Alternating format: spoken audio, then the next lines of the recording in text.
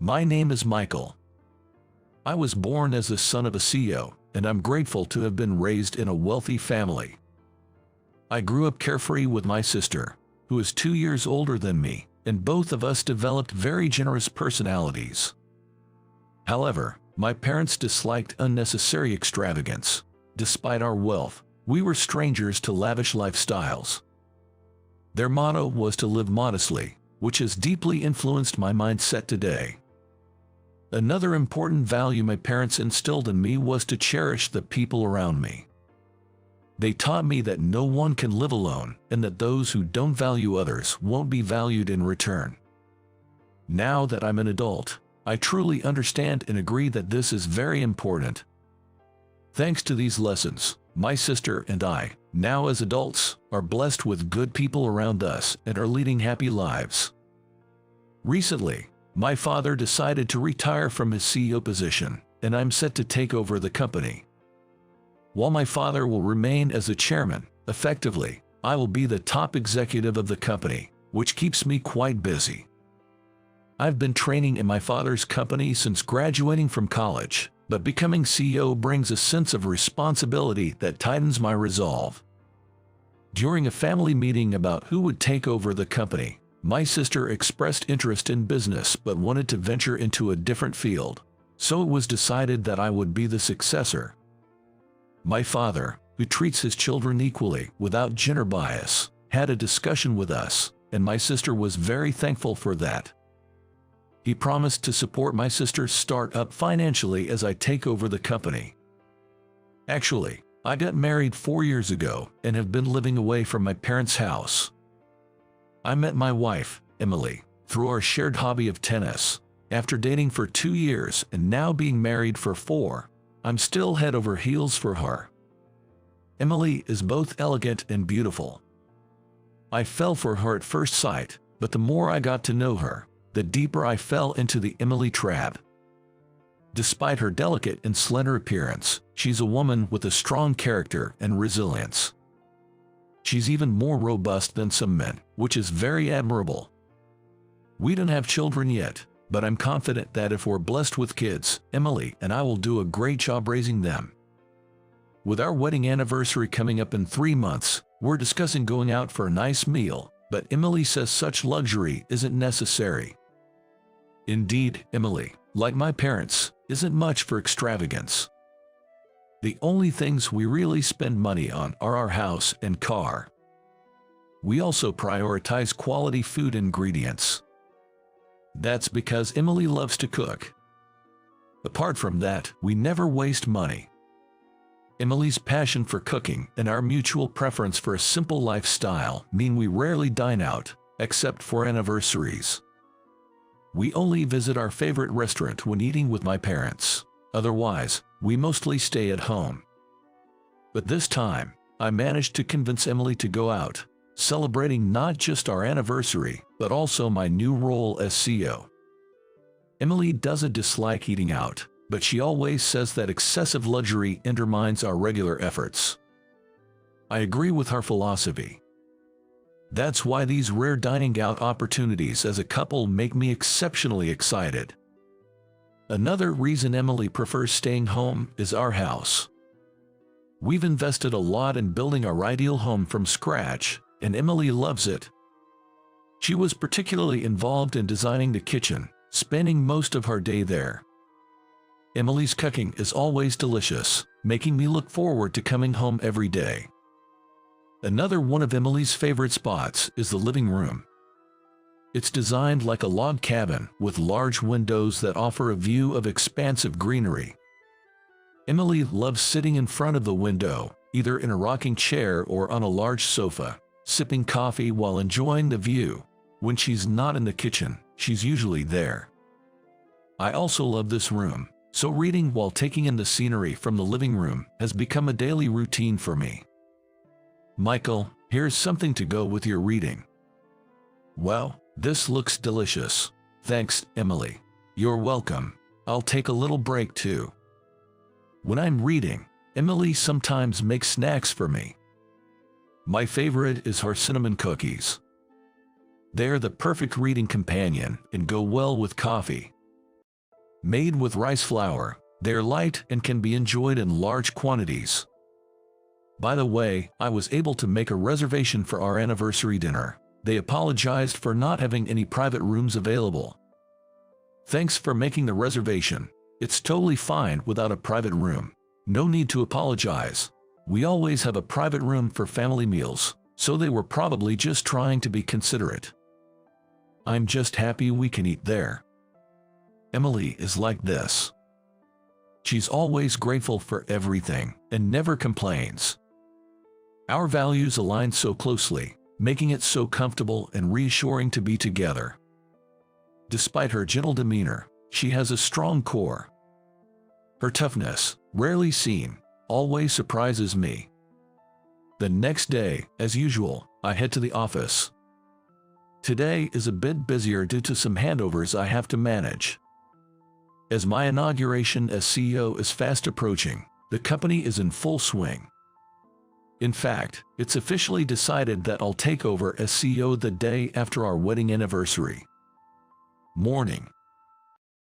Good morning. You're visiting clients today. Yeah, staying in the office depresses me. I see. Aita. His name is Brian, an elite in our company. But his self-awareness as an elite can be a bit troublesome. Sure, he's competent, but he constantly belittles others, looking down on them. He's exactly the type I dislike the most. Everyone knows I'm the CEO's son and that I'll soon take over the business. Brian is no exception. I have no intention of using that to my advantage, nor do I want anyone to kowtow to me. But I'm not a fan of Brian's attitude, acting as if his competence entitles him to do whatever he pleases. Displaying such behavior to the future CEO might seem straightforward, but I'll be heading straight home today, so call my cell phone if you need anything. Got it. Brian left the office without greeting anyone else, quickly making his exit. Although he's capable, his reputation among the staff isn't great, so there's a noticeable lift in spirits when he's not around. While handling the handover, I probe into Brian's recent behavior. With my upcoming role as CEO, I've been focusing on gathering feedback from employees to improve communication within the company. Then, the complaints about Brian keep coming. They all boil down to his lack of respect for others. The main grievance is about his domineering attitude. He tells others not to instruct him in his work, causing communication issues and frustration. And his reaction when someone makes a mistake. Instead of offering support, he berates and ridicules, and that's the end of it. He reportedly never gives advice on what could have been done better. Apparently, he believes that advising the weak is pointless since they won't understand, and if they improve based on his advice, it would only get in his way. Isn't that just a terrible attitude? Despite calling others weak, he seems afraid of their potential growth affecting his sales performance. It's quite pitiful. Hearing this, I've resolved to first improve the company's atmosphere once I take office. Harassment will not be tolerated. I need to have a serious talk with Brian. I was thinking, when Michael, do you have a moment? Dad, what's up? This is unusual. There's been a complaint about an employee, and I want you to handle it. What's going on? It seems that at this moment, a certain employee could no longer tolerate Brian and filed a complaint against him. While I understand a complaint, it's not as simple as just firing him on the spot. A proper warning and a chance to change his behavior is what a company should provide. I advise the employee to keep a detailed record of any harassment from Brian going forward. And I decided to have a talk with Brian the next day. Brian, can we talk? What? I'm heading out soon. I don't have much time. I informed him about the complaint. Seriously, the incompetent always seek help. No brains otherwise. If they are so upset, they should just try to perform like me. Seriously, I can understand where Brian is coming from. He does have skills.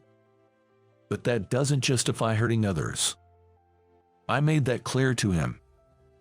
I acknowledge that you're good at your job, and the company values your contribution, but you do understand that doesn't give you the right to hurt others, right?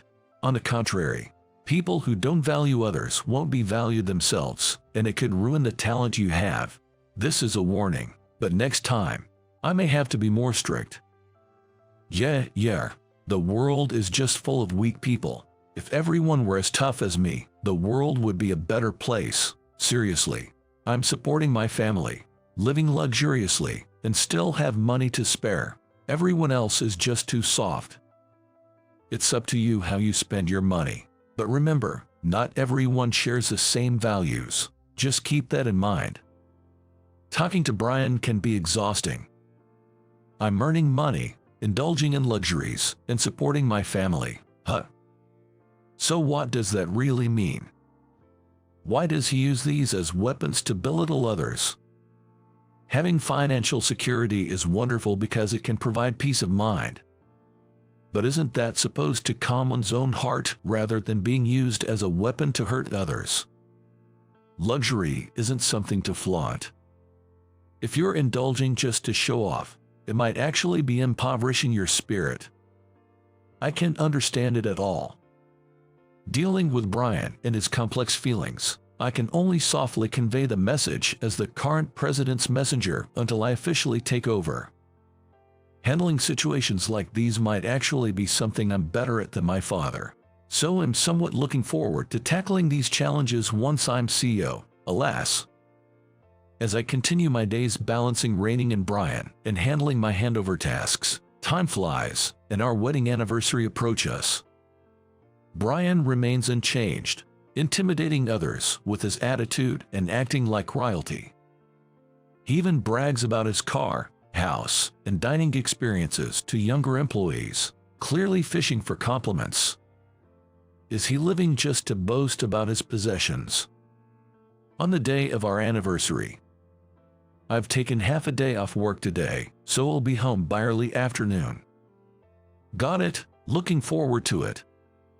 Me too. Let's spend some time relaxing at home before we head to the restaurant. I'll prepare something light for lunch, so don't be too late. Can't wait. Since getting married, taking half a day off to spend the afternoon with Emily has been my treat for our anniversary. But this year I'm thinking of buying her flowers.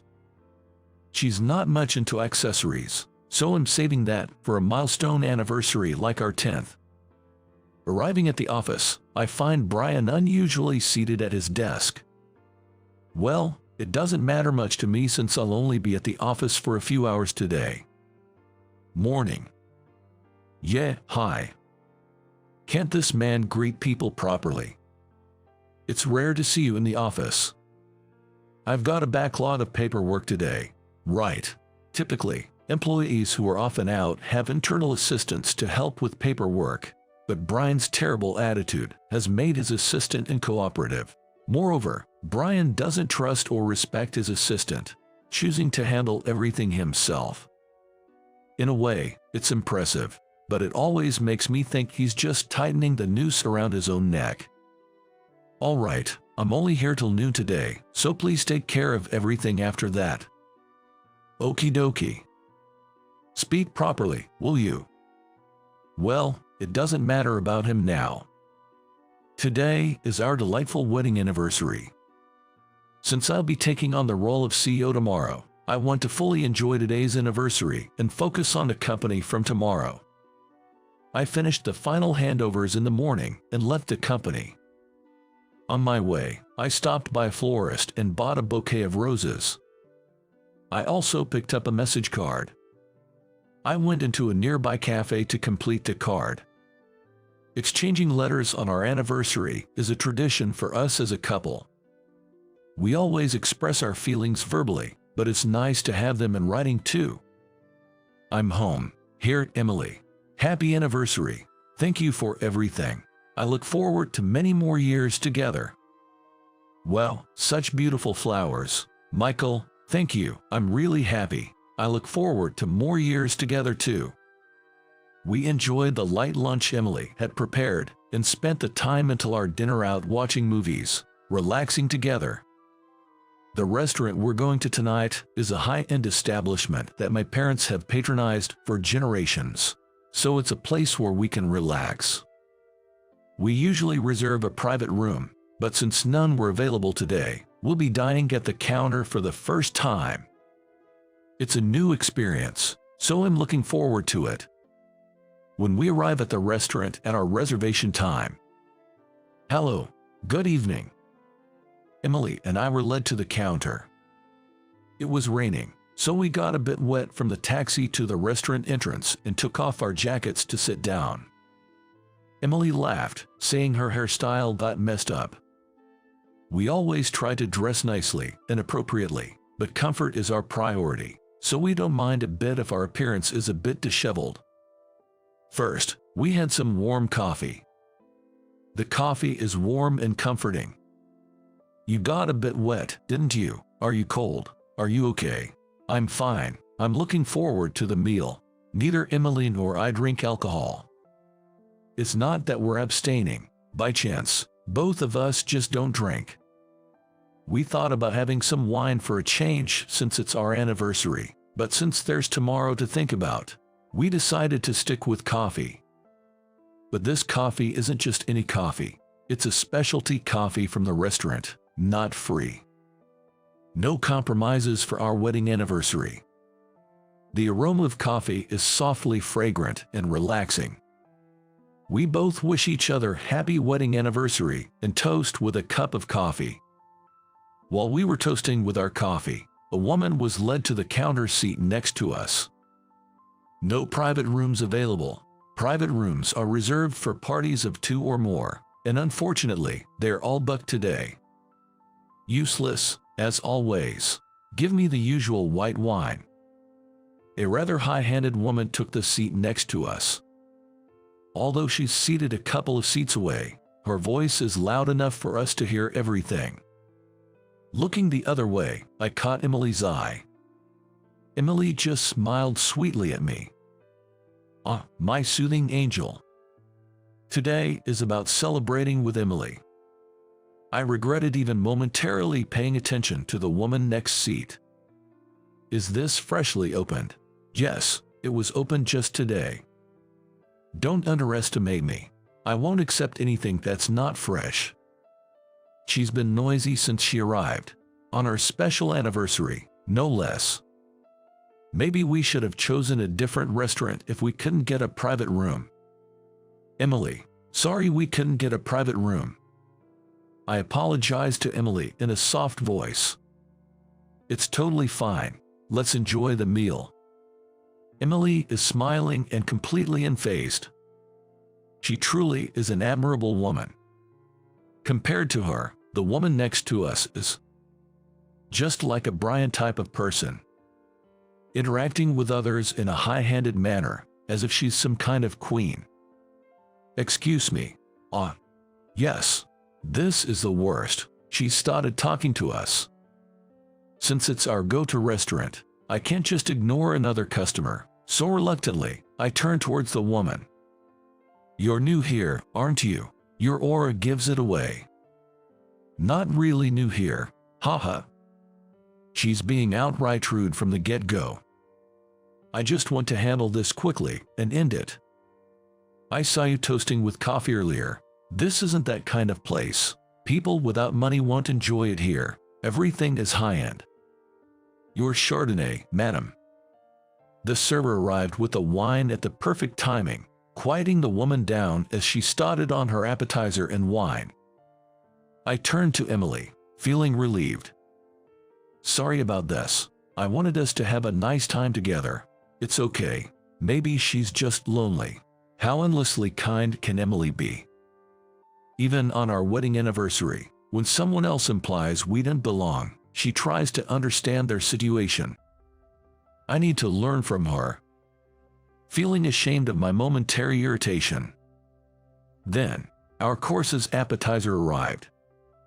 Delicate and beautifully presented, it brought an involuntary smile to my face. Wow, it's so beautiful. It feels almost a shame to eat such delicate food.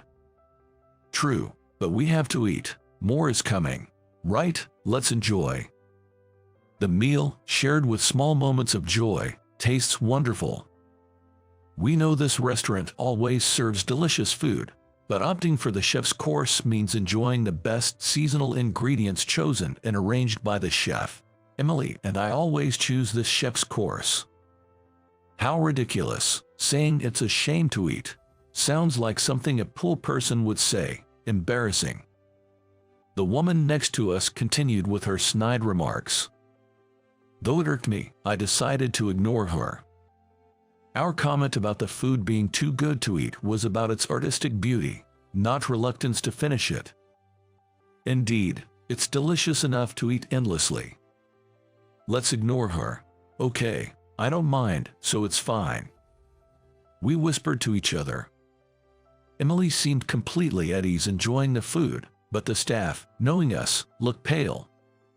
After a while, the woman who had been quiet began to show signs of intoxication. Starting with her second glass of wine, she began to snap at the staff. First, she didn't like the small appetizer. She was persistent about why she wasn't served the same appetizer we were eating.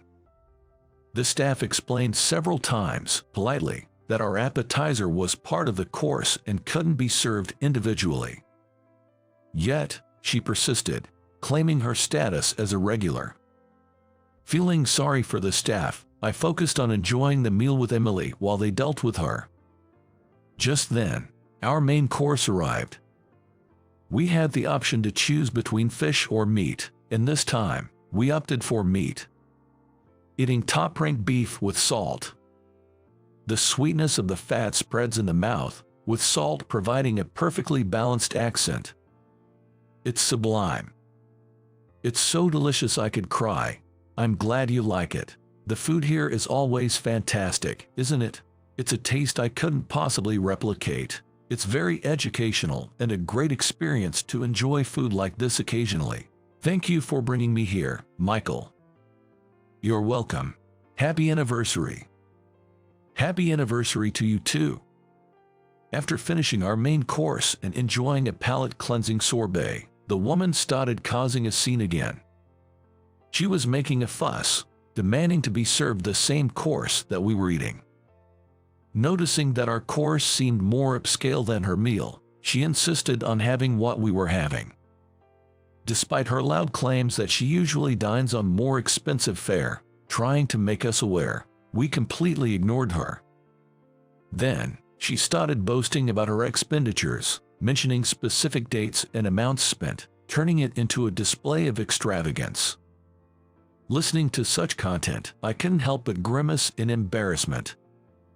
The staff, while desperately trying to maintain professionalism, explained that our course was pre-booked and couldn't be served on a whim today.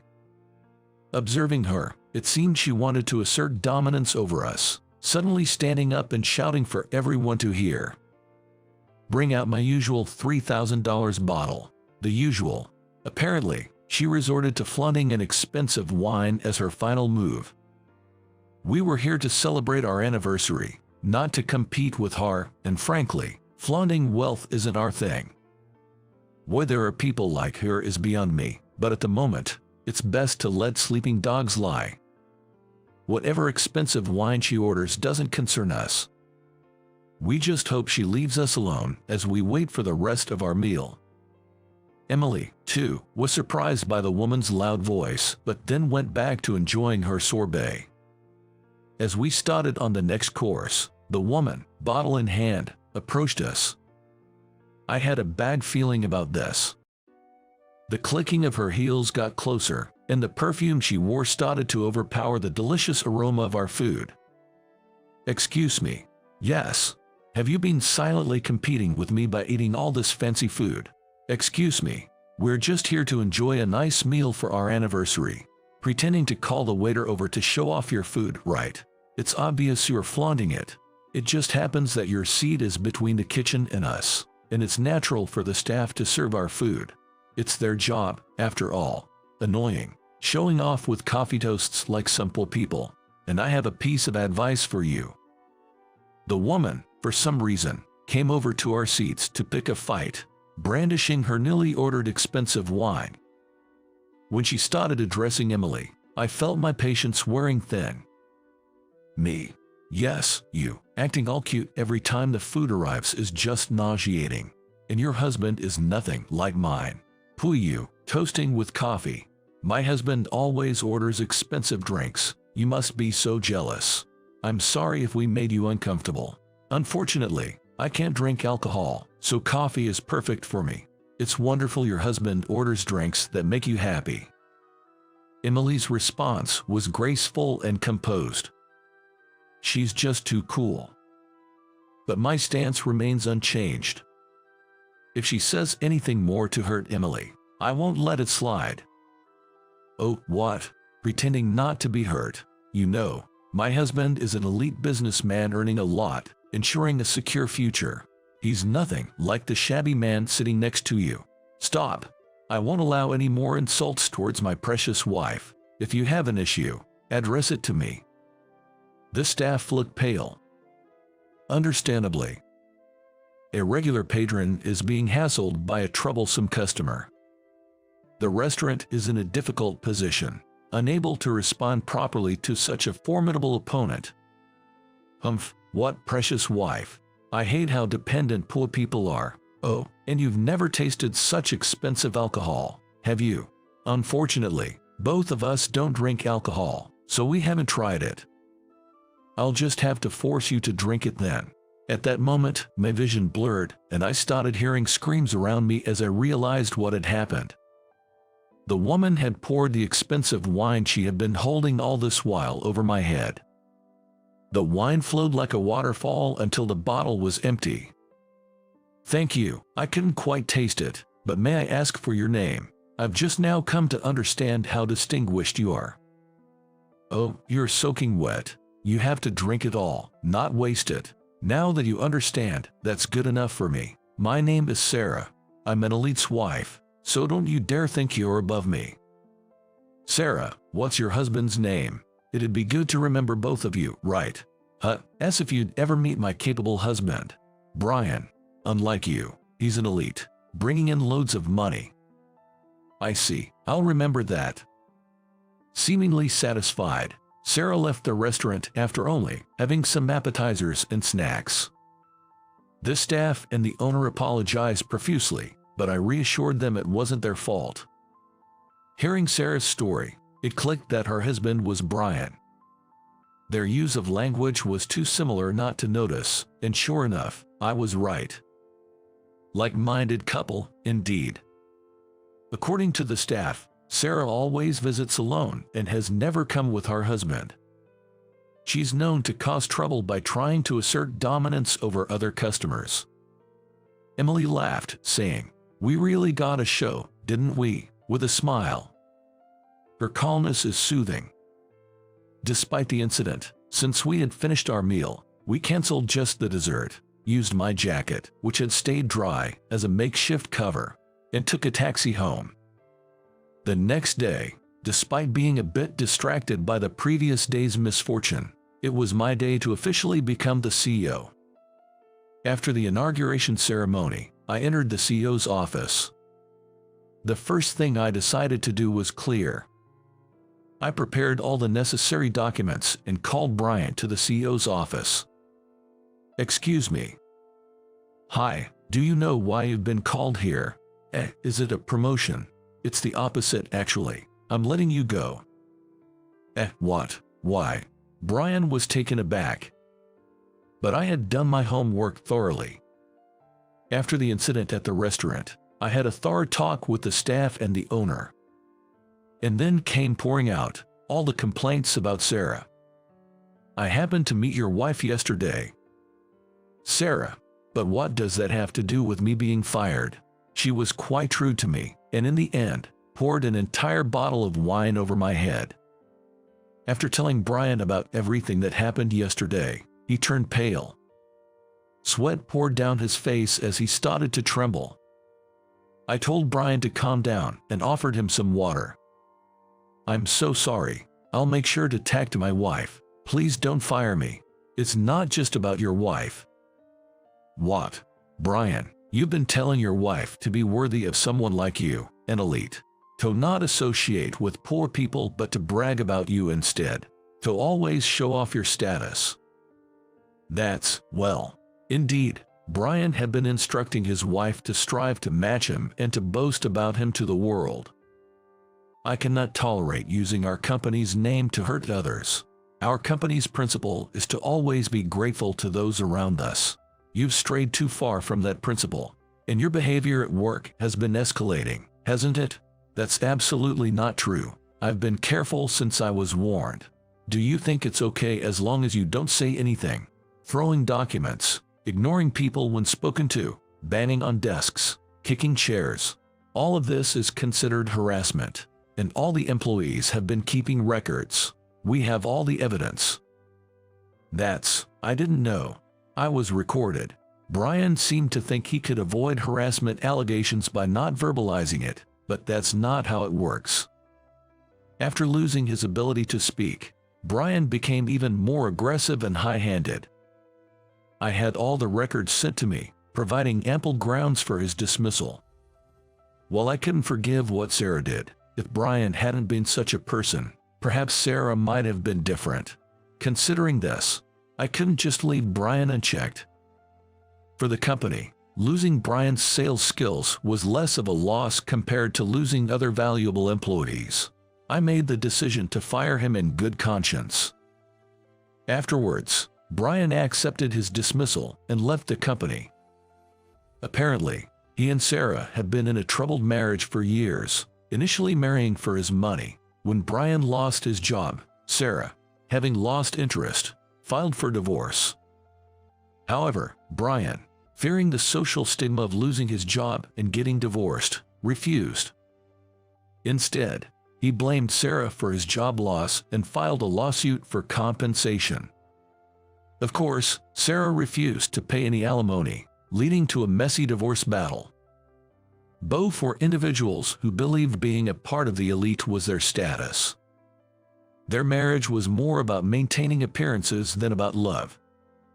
A loveless marriage eroded their souls, with Sarah maintaining her balance by asserting dominance over others and Brian through harassment. While I felt sorry for them, helping them wasn't the company's job. I hoped they would relearn what's truly important in life. As for me, becoming CEO and firing Brian as my first act turned me into a hero among employees.